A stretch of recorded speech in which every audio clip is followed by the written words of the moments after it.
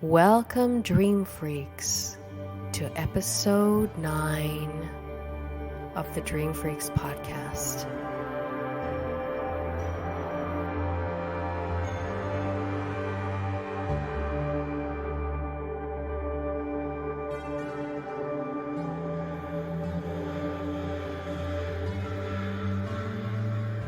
It's another new year, and as we look forward to the future, we often embrace the traditions of engaging in New Year's resolutions such as losing weight, dropping bad habits, financial gains, and so on.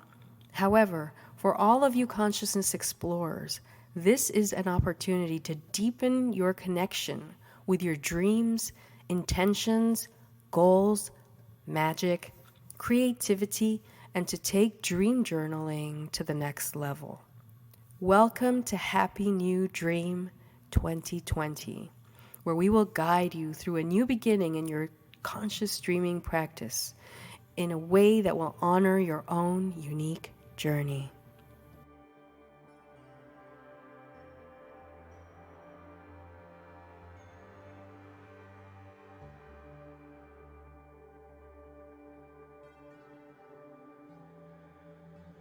Hello, I'm Alejandro Salinas. I am a dream guide, a yoga teacher, and massage therapist here in Chicago. Hi, I'm Trikar, and I'm a dreaming guide, a death doula, an author, and a tarot reader in London. I'm Jennifer Clarskora, dream guide in New York.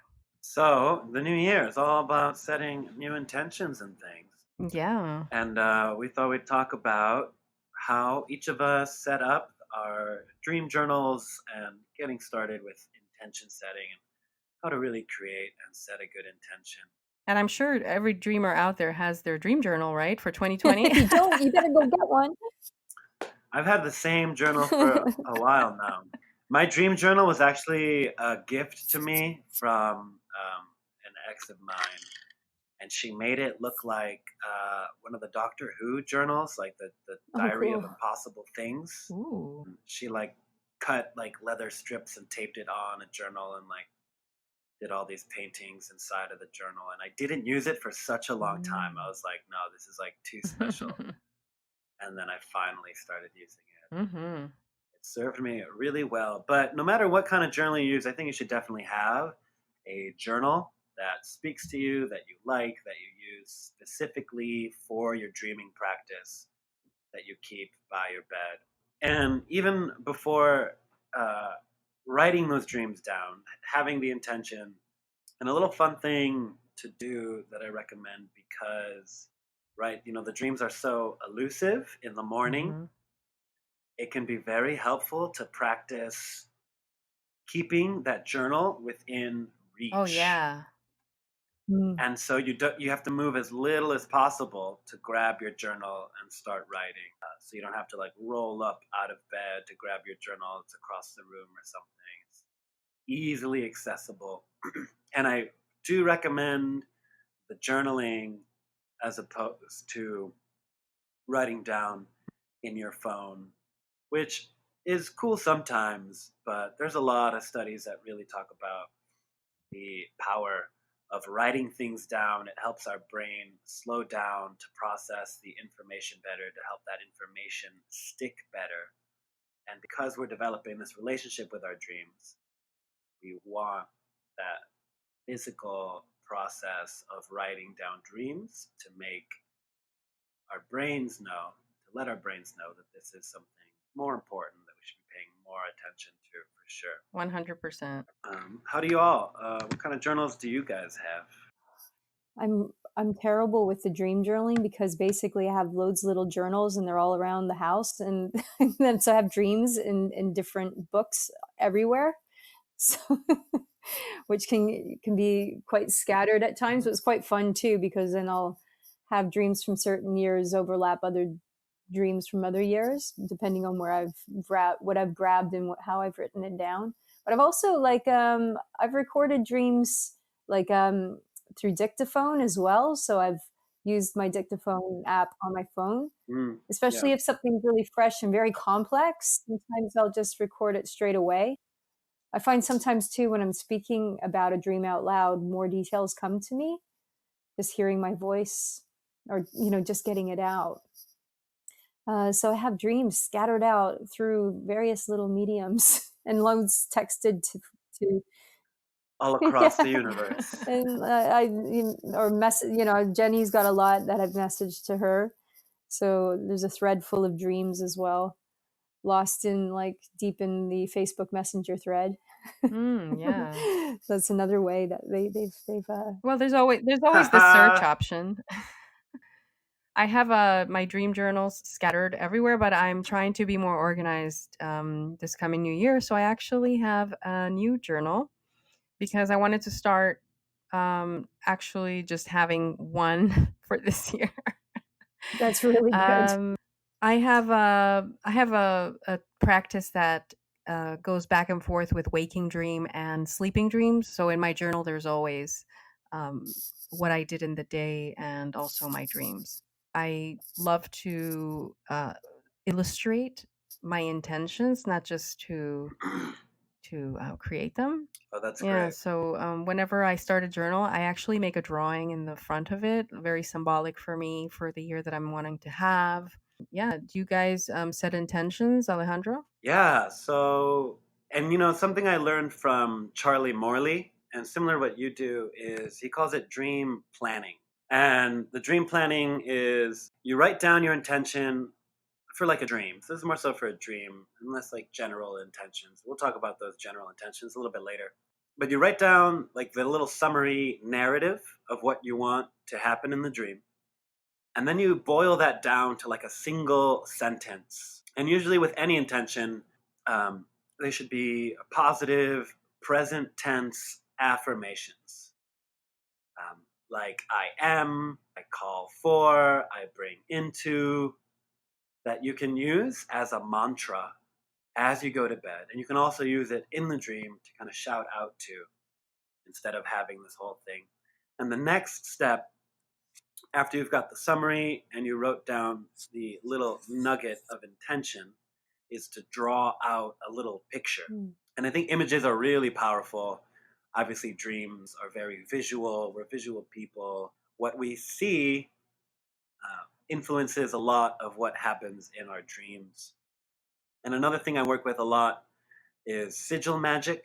I've actually got a great story with Tree, but the way to do Sigil Magic is kind of similar. Let's say you take that nugget from the summary or any kind of affirmation, intention, even as simple as I will remember my dreams if you're just starting a new dream practice. Yeah.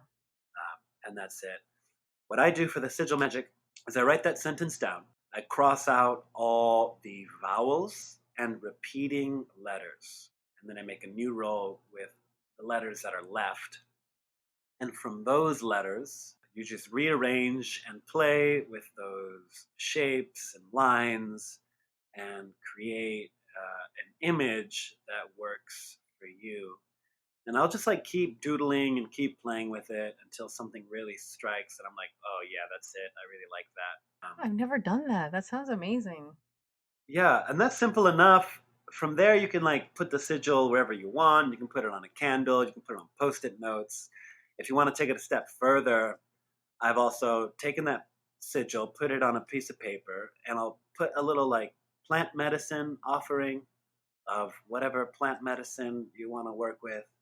I'll fold that up and I'll take it to like a lake or even just in your home or by the river, something, and just burn that intention. And the smoke is, said to like carry the signal up to the heavens. Ooh, I love that. But making the intention process, that ritual more active will also let that intention kind of steepen. And I like to refer to intentions as a sort of a compass.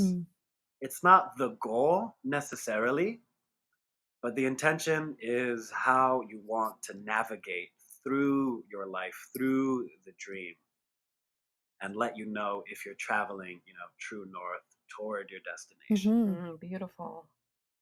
Yeah, intention goes a long way. It really is. So with Tree, one time I did a sigil to be a warrior of the dream state. Oh yeah. At a party, my friend's birthday party, we did like a little ritual. We all wrote intentions, and We took to the river, and then that same night, Tree gets a dream where I'm teaching her the warrior poses in yoga Mm. at a house party. Yeah, that was cool. So that really sold me on it. Yeah, and That was it really was cool. good. And in my dream, because it was a lucid dream, I was able to really be present and conscious with the content of the dream. And so when Ale was showing me this warrior position in yoga and I was doing it, I could actually see the energy that yoga and the movements and the yoga practice creates. And so it was this amazing, like blue iridescent Wow. energy that was coming out. So there's something to be said about doing your practice in a lucid dream. That should be another podcast episode because it in Oh lucid yeah. dreams or the astral, it's powerful stuff. But sigils, they do go a long way. The work, the power of intention is a tremendous catalyst for manifestation and for bringing things through in your reality and also in your dreams. You know, setting these intentions at night before you fall asleep, like even if they're very simple, like I will remember my dreams tonight, I will remember my dreams. It's amazing how you will the next morning, just setting those intentions and, you know, going one step further, like I will lucid dream tonight, I will be conscious and aware of my dreams. So yeah, there's something to be Yeah. said about intention. It Mhm. really is the driver of all manifestation. And the thing I like about sigils is that it's advertising for your brain. That's how advertisers work. You know, we create a logo, we create an image, Yep. and we start associating certain things with that image. Mm-hmm. And those things have like very subtle effects on us that bypass some of our more logical, rational minds, which is what we want to, go beyond to get into the dream state. I Yeah. like to use invocations. I call them invocations because it was kind of like taking it a step further than an affirmation for me, like you said, for my Mhm. subconscious, like something that's really gonna like stick it, make an imprint. So I have one here as an example for our listeners if they're curious as to what goes in an invocation, I guess. It's very short. Yeah. I summon the power of my highest self, the ancient dreamer, to come forth and reveal what I was born to be, do, see, and speak in order to leap into my truest state of consciousness and manifestation. And I used that a lot during a very heavy lucid dreaming time in my life, actually, and it really worked because this invocation helped me to trust what the dream was bringing me. It was actually a very cool like gateway into good experience, of just learning with full trust that my highest self was the power behind the dream. And those invocations, I differentiate in my mind. Tell me if I'm wrong, but like the invocation is something you say out loud with conviction. I Yeah. say it out loud, and I also have a power symbol that goes with it. Usually, I would use either sacred geometry or the Sri Yantra. I feel like all those symbols hold power to begin with. I mean, I would love to create my own, but I didn't. I wasn't really doing that back then. But yeah, it Can also you works. talk a little bit about yantras for people who might be a little more unfamiliar? Well, the Sri Yantra's origins were from the school of Hinduism. Mm, Consists close, of not sure. 9 interlocking triangles. Sanskrit word yantra comes from the root word yam, which means instrument or support, and tra derived from trana, meaning release from bondage. Wow. And I know it's pretty cool. It's one of the most powerful symbols that I've worked with because I've tested doing invocations with different symbols, and this one was the one that really felt like a doorway. And it makes sense because it's about supporting spiritual liberation. Mm. And yeah, this is the one I've used the most. Yeah, if you have a power Yeah. symbol, it can even be like a peace sign, you Mm. know, Yeah. or a heart. Like it doesn't have to be as complicated as how I did it. I just really get off on these images, but it can be Hmm. Jesus, it can be Shiva, it can anything that it's not what the history says the symbol is, it's how it makes you feel, and what Yeah, you feel is powerful. And if for you a cross is powerful, or a pentacle is powerful, or a sigil, Yeah. yeah, then that would be what's right for you, because it really is what vibrates with you. And for me, this was it. At the time, I was studying and in a meditation group with Hindu background to it. So Sri Yantra was more in tune with what I was doing. yeah. And then later on, I was studying sacred geometry, and I really felt like I had a lot of dreams with these symbols. So I incorporated them into my invocations. Hmm. Yeah, it's so interesting because if you think about it, we have sigils around us all the time, like, and we create sigils without even knowing it. And a good example of that is when people carve their names into, into a tree or into like, wet cement, where they put like TC plus AC, Yeah. with a heart around it, like that. That in itself is a sigil that represents Hmm. the love between two people, Yeah. and people do this and have had the tradition of doing this, and they don't even really realize what they're doing, but they're almost making a sort of like a love magic spell in a way, because it's showing that Yeah. our love is permanent and it's going to stay, and it's encapsulated with this heart around it. And I even just see things like that as sigils. So yeah, sigils is a great way of a ritualistic and kind of creative way of creating an intention moving forward with not just dreaming practice, but also with manifestation too. And creating intention is, I think, can be tricky. If something our intention is maybe too vague, Mm. or like you just reminded me when you said like, oh, this intention is to like create a love that's forever. And instead of shooting for like this forever love, of breaking down your bigger goal Mm. into little baby steps and Mm. setting the intention for those steps that will lead you in that direction. Mhm. So important. Because otherwise, if an intention is too big or too vague, it doesn't really, it might not have that same effect as something a little more specific, precise, also too goal oriented. Yeah, Yeah. because then it gets too controlled and confined. You want to leave some breathing room for the unexpected. Honestly, this is what I've always said. Like in the beginning, if you're starting, this is 2020, you're starting a new year, have a little bit of a door open to the unexpected, because it's from the unexpected and the unknown that a part of what your unique and bespoke, dream practice, where that comes from, where the unique quality of what is your journey, there's a part of it that you don't know. So that's why always say expect the unexpected. Yeah, and also sometimes too, like when we set our goals too high and we have such high expectations of ourselves, when we don't often reach them, we can quit and give up because we feel discouraged. And you see this a lot with lucid dreaming, where after a couple of weeks, people get very discouraged that they hadn't had a lucid dream, so they pack it in. But you see the same thing with even like going to the gym, like yeah. So it's and I think you're right with Ale when you say it's just like baby steps. When you just you gently you roll things out in sort of bite-sized chunks, so that they're kind of it's more maintainable and it's kind of just like realistic. So just starting off really really small. Often we can get ahead of ourselves and want to like have perfection come in really straight away.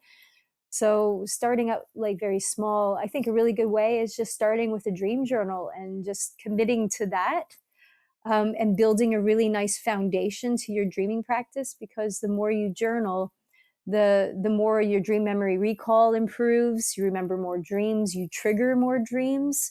Mhm. And then you start seeing like patterns with all of your dreams, and it's a really great way to start.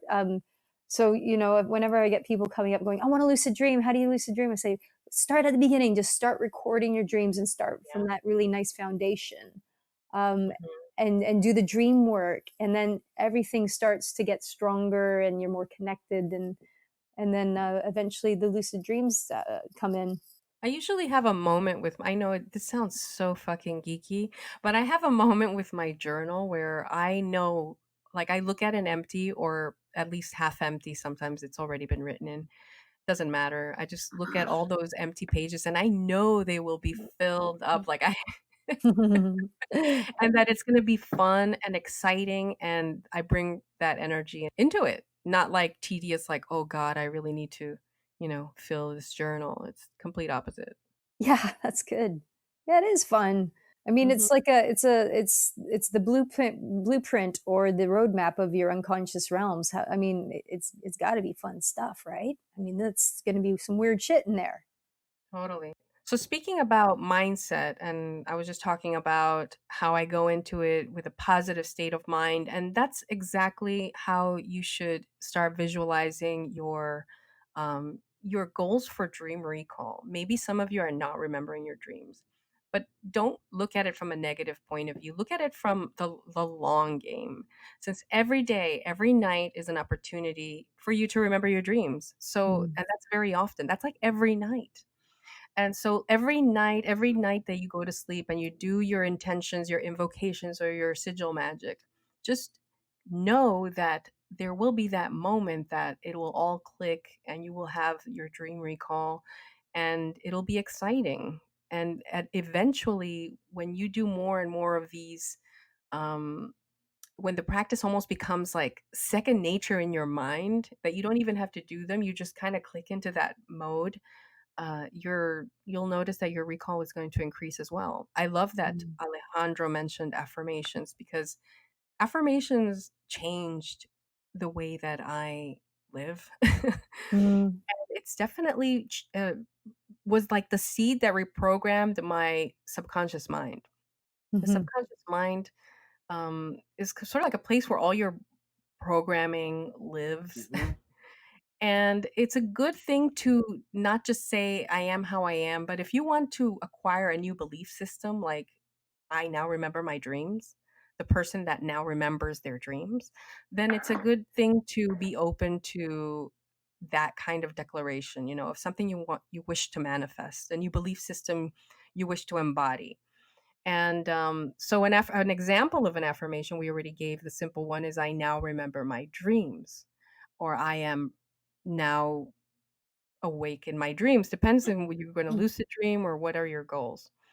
The subconscious mind, but it was actually coined, the word, the whole concept was coined by a psychologist, Pierre Janet, who argued that underneath the layers of critical thought functions of the conscious mind lay a powerful awareness that he called the subconscious mind. So it is something that I think we is new that we're pondering. Hypnotherapists are now tuning into the subconscious mind through inductions, and apparently we can tap into so much from that space that it is worth exploring your dreams and remembering your dreams, because dreams come from this sort of space. They have this access to this space that normally our conscious minds don't. Do you guys work with affirmations? I used to quite a bit, and I still kind of do. Um, and it was a really great way to sort of rewire my brain, especially like you said, Jenny, where you just get caught in unconscious mind loops or behavior. And I found it really helpful. And I think what has happened now, where I feel like I've done it so much that I feel as Yeah. though I'm kind of I'm I don't know. It's like I've rewired my brain, and I don't need to do it anymore as much. Mhm, mhm. Um, Yeah. it's and it's just brain exercises, right? I mean, there's this great It's focused, neuro right? Focus it's exercise. focused. Yeah. And if anyone listening is interested in the neurology and the neurological aspect behind this, behind affirmations, a great person to go check out is Dr. Joe Dispenza. And he's a Oh, yeah. neurologist. He's also like a lecturer and a researcher. And he's got some really great, just it's science behind things, but also he's got really great techniques on how you can rewire your brain and your thinking, especially people if you're very stuck in negative thinking patterns. Yeah. And we do have the ability to rewire our brain, literally change our minds and change how we think and feel, and therefore what our perception of reality is. So I feel kind of like with these affirmation exercises, they're really good. They really change things. So it gets to the point where you don't even really need to repeat the sentences or affirm as much, but just be able to set the intentions. Like last night, I've been very, very busy, you know, and sometimes when you're so stuck in the pragmatic world, your dreaming practice, you know, it's kind of like you fall out of practice. It's like, oh, I forgot to record that dream. And, you know, Yeah. it's still there. But Yeah. last night I was so tired and I was like, uh, okay, before I went to bed, I was like, okay, muster up some last minute, like observe the hypnagogia. And then I was just like, I'm just gonna make a simple intention. I'm gonna lucid dream tonight. I'm gonna have a lucid dream. Dream, show me something. I'm gonna lucid dream. And that was enough. I had a lucid dream last night. And No. so I was feeling, I woke up, I was like, damn, that's all That right. You works know, because it if it, works. That's the it point that it works. worked. That's the thing, and it was sort of like, and I woke up, I was like, "Damn, that," you know, I just said it, and but I was like, "Yeah, but I've been doing affirmations for years, so maybe, yeah, you know, maybe there's something to it where it just gets But to do a point." you remember the beginning? I remember the beginning when it wasn't second nature. And it was I really would like get into like I need to feel it, I need to see it, I need to, you know, and it worked for that. But then, you know, then you remember these feelings and it sticks, it's a part of your mind, it's part of your emotional structure, intelligence, whatever you want to call it. It comes with like Yeah, and the more way, confidence. The way, you know, you get more confidence with it. Yeah, that's yeah, You I just think trust you just yourself get to a more. point. mhm, Yeah, I think it's just you get to the point where it's like, I have this. This is a part of me. This is it's not a it's just a part of me, and so you almost see it like a door. So last night mm, before I was going to sleep, it's like, yeah, no, I'm going to open the door to have a lucid dream.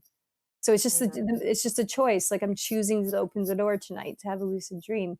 The door is always there, but it wasn't there at one point. We couldn't see it. So those affirmations are almost like saying, "There's a door there. It exists. There's a door. I can open it at any point. It exists. I will go through the door and I'll have an experience with my consciousness in the dream state." So it's kind of like it's a bit like that. The door is always there, but when we first start off as conscious dreamers, we have to actually affirm to ourselves that there is actually a door there waiting for us to open. yeah, It just gets to the point where you know, we see the door all the time, And and then we mhm, I just want to open get it. back to what you were saying about rewiring our minds. mhm, Because especially around the new year, people want to change. And I think it's so silly when people say that like we can't change, where change is the only constant, the only sure thing. It's like change is absolutely inevitable. And that so much of that changing process takes place by, you know, in dreams we're director and actor, we're narrating these scripts within mhm, the dream, but even in our waking life, it is a play and we can fall into certain roles and scripts. And just by changing the language, either through affirmations or by saying, hey, wait a minute, that's actually not a thing that I want to say or actually believe in. Let me change that. Let me rephrase that a certain way. And being more true and more honest and accurate in your speech can really make a huge impact in waking and in the dream states. mhm. Yeah. And not everybody can visualize, but if you can, then this is great because what you want to do when you first want to create a new belief system is to imagine what that would look like, what that would feel like. Yeah. Hmm. And then, but being conscious of what you do feel in reality and how you do act, and then have that other opposite, the one that you want to embody. And the more you practice embodying and feeling and stepping into that person that you want, you know, you just close your eyes and you start imagining you're in the scene. Imagine the room, imagine the whole thing, like how it looks like you're in you're with your journal, you're writing down your dreams, you're remembering them, you're being very good at doing all your, you know, sleep and dream rituals, you're taking care of yourself, all those things that you want to do, you know, just the more you imagine them, the more possible your brain starts to say, this is possible, you know, Hmm. this is me, because that's what the brain understands. This is me, this is who I am. And it starts to take over until it just becomes a part of you. So that is very important to do. In regards to dream recall, because a lot of people feel bummed out when they don't remember their dreams. But dreams is it's really a memory related game. So I love Mhm. to do things like, well, when I used to want to recall my dreams more often, I would write down, I would actually use my journal, not just recount it, but actually write down in my journal my whole day Yeah. backwards from the moment I went into bed. I don't know where I read this, maybe Deepak I don't know Chopra, I either, don't but know. that's something It was a long time ago though. I Yeah, do it's that a thing. often in my yoga classes as like a beginning Oh, meditation. really? Yeah. Whether it's dream yoga or just like a restorative class. One of my favorite things is just Hmm. go back through your day, like rewind. Even if you're not writing it out, just visualizing it. And something that really helped me, Yeah. Andrew Holacek said, visualization is feelingization. Because Yes, sometimes people yeah, can get stuck on the yeah. visual aspect, but even just the sense of feeling. Emotion is incredible. It's such an energy that mixed with your intentions and your affirmations. So what you were saying, Jenny, like feel it, bringing in the emotive, energetic content. So, for example, you imagine yourself having a lucid dream where you're flying, and you do this with your affirmation before you fall asleep. Feel that feeling of flight, which gives you an emotion of excitement. So we're able to tap into that. So you spark the excitement, the energetic emotion of excitement as you make your intentions and your affirmations. It's a really strong combination. The emotive energy mixed with an intention, the two of those things together is pretty dynamite. Hmm. Another technique that I love doing is you're in your middle of the room, any room, it doesn't matter, and you look around, try to take mental note of everything in the room, and then close your eyes and try to remember everything as it was. And then, very slowly take your time, and then when you open your eyes, see if you missed any elements, and then close your eyes and picture the room Hmm. again with the elements that were missing, and you do this over and over again until your memory starts increasing, actually. So I think I learned this in probably in school. Maybe science class, because I have like vague memory of a teacher guiding us through this. But also um I recently went to a dream workshop, well, like a year ago with a friend of mine, Lainey Delphi, I think her name was Delphi Laney. I need to look her up, but she did this memory game, and I remembered this was something we used to do as kids. But it helps. It helps with the memory, and it helps Yeah. with dream memory as well. All of this, it's all how you exercise your mind, your visuals. All these things will help you remember your Yeah. dreams, not just Stephen LaBerge journaling. talks about perspective memory a lot, which is the Mm. memory involved in remembering to do something in the future, which is exactly what we Ooh. want in a Mm-hmm. lucid dream. In the same way, you're like, hey, the next time I'm at the grocery store, I need to pick up, some milk or whatever. And Yeah. on the retreats we've done, is a fun little game if you want to try it yourself. Is just the next time you go to bed, just before you go to bed, remember to flip your pillow over. And it's such a Ah. stupid little task, but Hey, I like flipping yeah, my but pillows over. Me specifically too. I do this before, all like, the and time. remembering to do that, like this simple little thing, like, oh, I need to do this. And that way in the dream, you're like, oh, that's right. I'm in the dream. I'm in the grocery store, whatever it is. I need to get milk. I need to remember my dreams. And that can help a lot. Mm. And a lot of the Buddhist texts offer visualization exercises as well, where you might like draw a lotus at the throat and like trace that a bunch. Mm. And there's a really nice Mm. meditation I also like to do where you just visualize a shape and a color, and eventually you take that shape from 2D, you make it into 3D, and then even as you breathe, you visualize the shape moving, expanding on the inhale and then kind of shrinking on the exhale. I love that. That's like I love getting creative with these things, because people usually just think very literally, and I'm like, no, there are so many things you can do with your mind, kind of like Mhm. mind aerobics. Yeah, there's so many layers, but there's also so much potential with the human mind and consciousness. There's so much that we that are outside of the constructs of science that we're still exploring and still discovering. So it's exciting territory to just push the boundary a little bit and to just go for it and to create in different ways. And also for people who have trouble visualizing, there are some dream herbs, right, Tree, that people can take that Yeah, help with these visuals.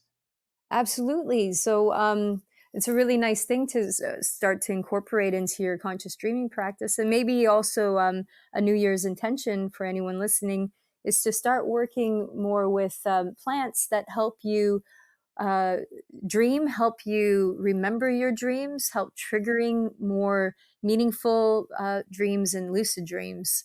And one of them that's really good for visual content, if you feel like you're not much of a visual person and you feel like it's hard for you to tap into the visual elements of things, is, and we've talked about it on our podcast before, it's a Mexican dream herb called Kalea Kaleo! zacatashishi. And yeah, it's our favorite. It's the really bitter one that makes everyone gag. But Kalea zacatashishi has this really great side effect, I guess you want to say. When you are falling into sleep in stage 1 sleep in the hypnagogic state, there's a lot more imagery that's coming up that for you to observe. Either colors or lights or sacred geometry or just snippets of scenes, or this is a really great dream herb for getting into more visual content. Kalea, like we were saying, it tastes terrible, but if you get past the real bitterness of it, you can also smoke it too, Yeah. which makes it If less I bitter. drink it, Oh, have I a. didn't know that. I It's like a really having good some one. oranges or some mandarins and to Yes, take a yeah, bite. Not some lime in it. limes. That doesn't help at all. But Like No, margarita. having a afterwards, bite of citrus afterward can help. Salt? yes, it cleanses your palate. So yeah, this Kalea stuff, it will definitely, it makes your tongue stay bitter for a long time. And it's like the Yeah. bitter at the It's back of the like you tongue can't kind even of brush it feeling out. too. Like So after you brush your teeth, it's like still there. no, it's still there. It hangs Yeah, on it for dear takes a little life. bit to get rid of, but it's all right. You get uh, used to it. you get used to it, but I mean, it's my favorite dream herb. I love it. So I usually when I work with plants, they're called Oneirogens, Oneirogens. They are the word oneirogen is from the Greek. Oneros is to dream, and gen is to create. So they're plants that create dreams. And often, oneirogens, they can come in the forms of flowers, roots, leaves. So when people say dream herbs, they think, uh, it's crushed up leaves and it's herbs like, parsley. But um, they come in all forms. You can take them as flowers. I work with like blue lotus flower, which is an actual flower, and you make it into a tea or smoke it, and it has its effects. And then also there's roots like the African dream root. It's very powerful when you're a jinn, which connects you more with dreams. So a lot of these plants will give you really meaningful dreams too. So not just lucid dreams, but like vivid ones or deeply symbolic ones. I know with like Kalea, it's got a history with the Chantal Indians in Oaxaca, and they use it for divination dreams. So they call it the leaf of God. So they literally see that they're getting divine information from a greater source through working with this leaf, and it brings them insight and wisdom and downloads. Um, it's good to, when you work with plants, to just stick with one and work with it for a while to kind of get a feel for its personality, so to speak.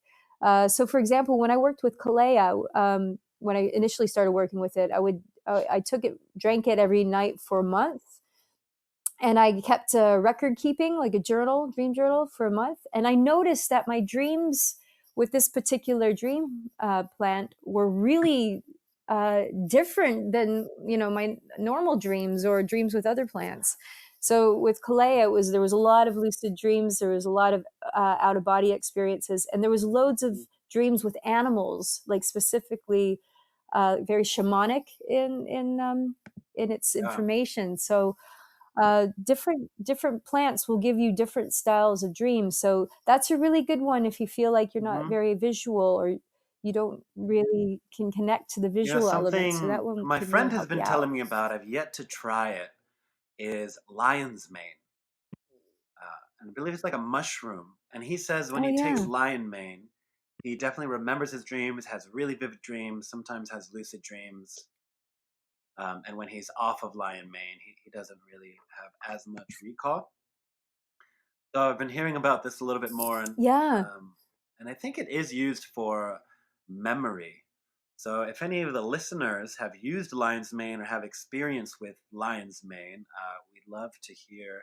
I'd love to hear your experiences with that. Share with us. I'm gonna have to go pick myself up some lion's mane. Yeah, that'd be And I think amazing. people use it too in their micro dosing. The fungi, or fungi, however you want to Fungi. say it, they're really great for fungis. They're They're fun because they're little fun little guys. guys when They're you eat fun them. guy.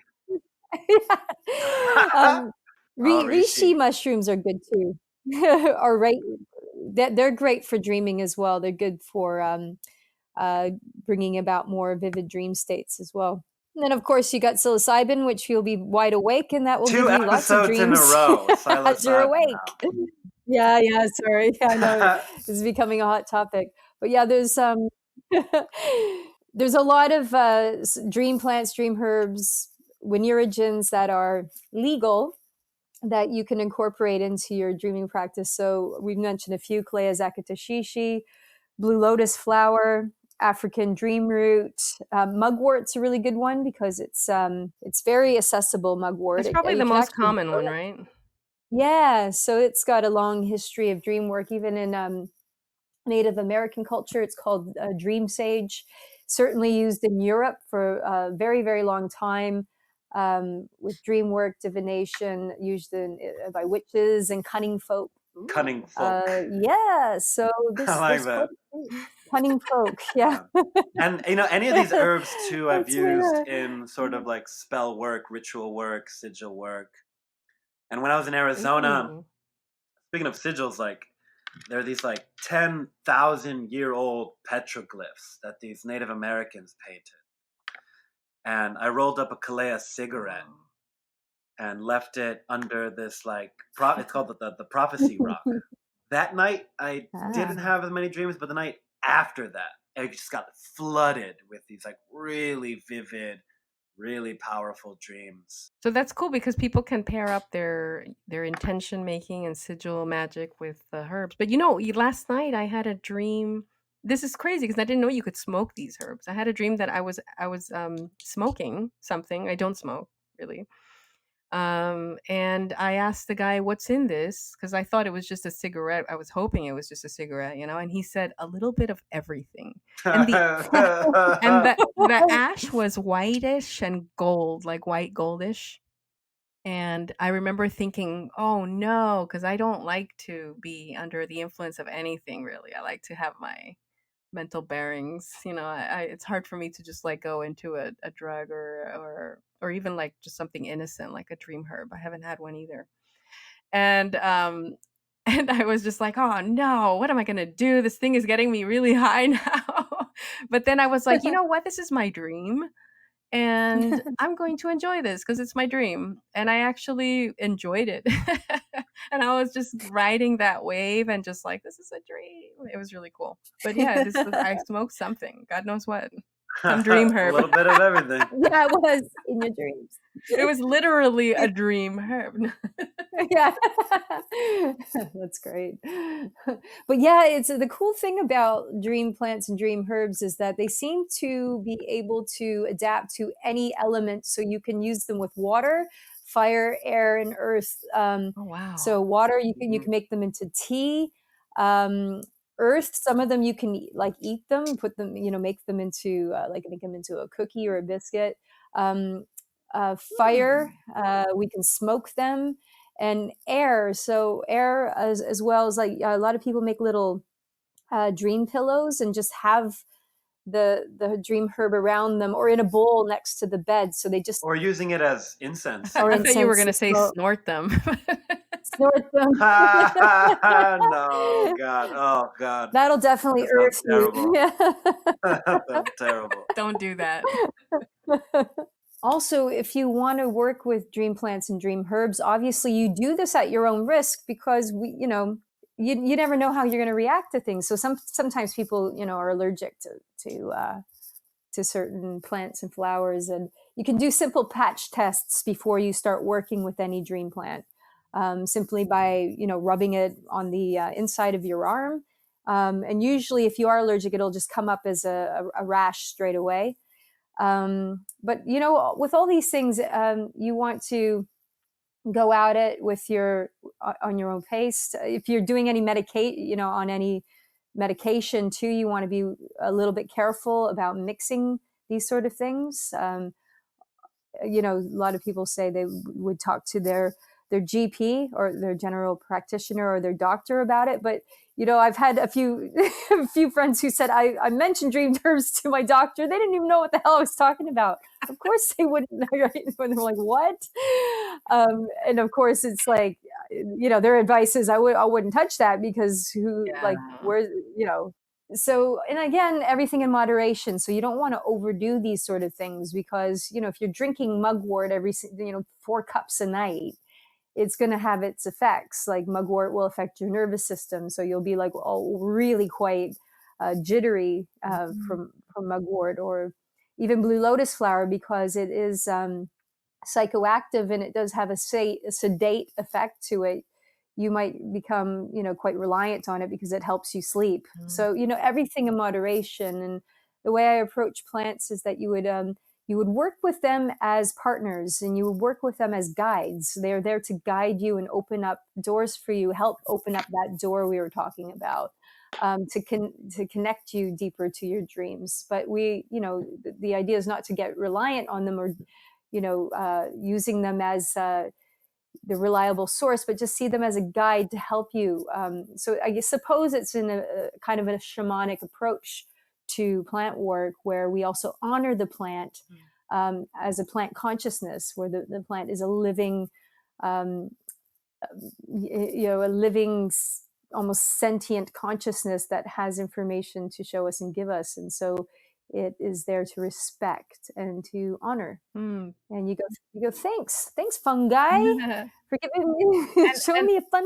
And also, I think it's important to track it in your dream journal, right? So that you can know what dream you got, or what kind of waking life recall experience you had. So the dream journal ties into everything that we're talking about here. Like, all of these things are content for your magical little dream journal temple. Yeah. So I believe it's time to switch over into a tarot reading with Yes. Maybe we're going to shuffle it. And now for tarot with Tree. I feel like I should be coming out in like a velvet cape. Yeah. Oh, hell yeah. With a smoke machine. Naked. Looking into my eyes. All right. Hey, we got the magician. That's great. Perfect. Yeah. This is the magician is the master manifester. As magicians, we bring in and we manifest our dreams and make our dreams come true. So we talked a little bit about that with intentions.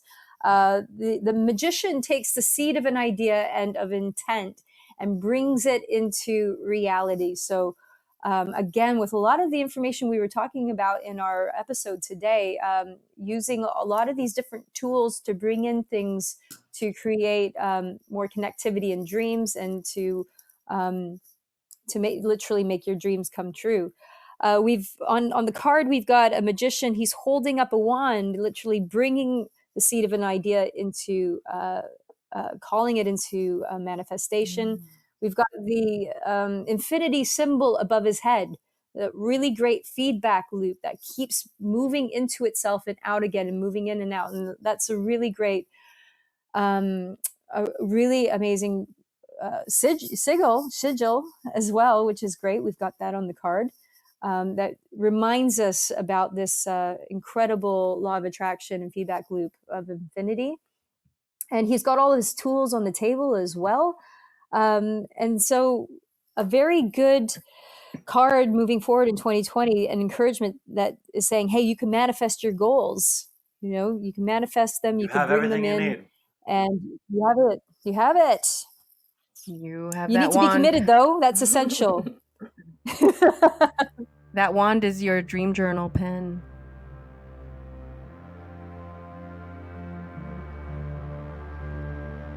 Thank you all so much for joining us on another episode of The Dream Freaks. If you want to support us, and we love your support, like us on Facebook, follow us on Instagram, subscribe to us wherever you're listening to your podcast. If you would like to support us even further, feel free to join us on Patreon and our community there. And we have all sorts of lovely treats and goodies waiting for you. And now we'll slip into liminal realms between wake and sleep, wherever you may be. Wishing you a good night and a happy year. And happy 2020.